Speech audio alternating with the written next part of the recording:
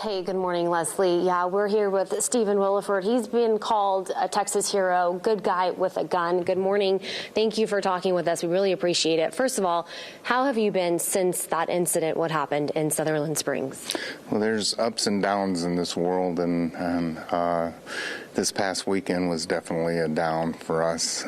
But Sutherland Springs, if nothing else, shows the world there's hope after it's done. Yeah, I wanted to ask you about what you thought hearing, another mass shooting in Texas, and then 13 hours later there was one in Ohio. This nation needs to go through a restoration. We need to get back to the values that this nation was built on, and part of those values is our belief in God. We can't lock him out of everything and then expect any different results than what we get. Yeah, so hard to believe that this is somewhat the new normal now. I don't think it has to be. First off, I think people need training to be able to respond to it.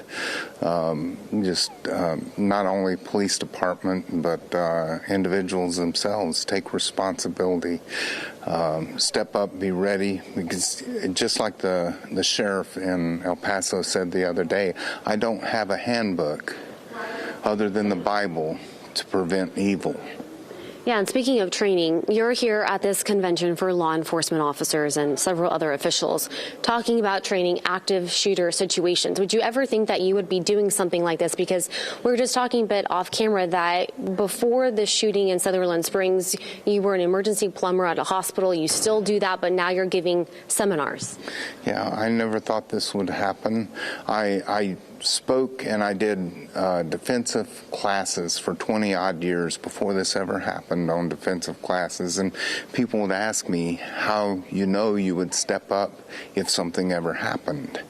And I would tell them, you don't know until that happens, but you train and you be ready and you can respond.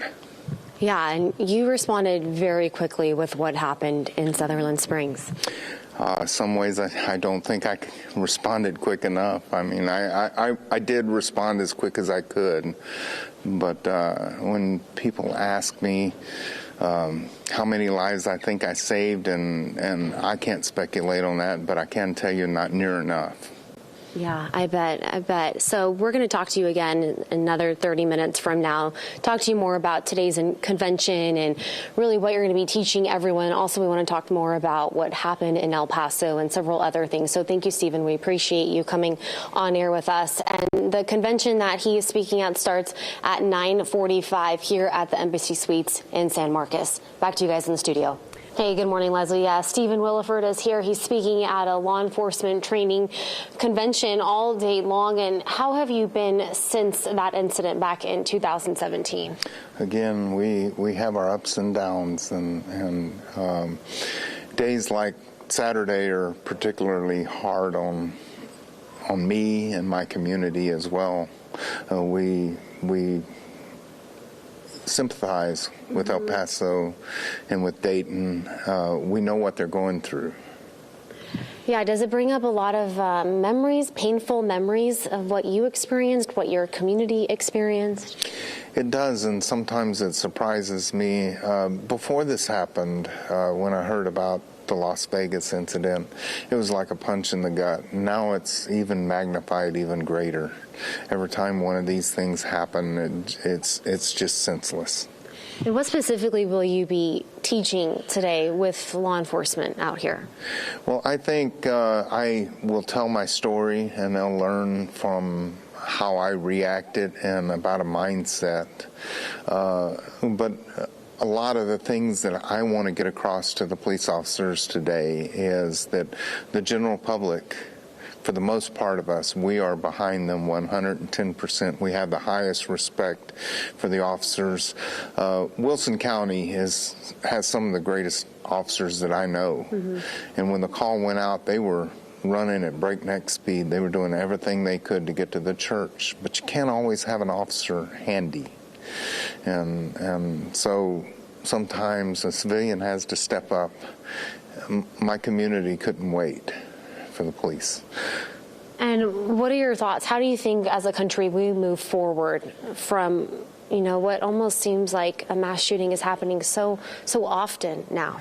I think we move forward by looking behind us and knowing where we were and what the differences were. And again, this country and so much has walked away from Christ, our Savior, from God.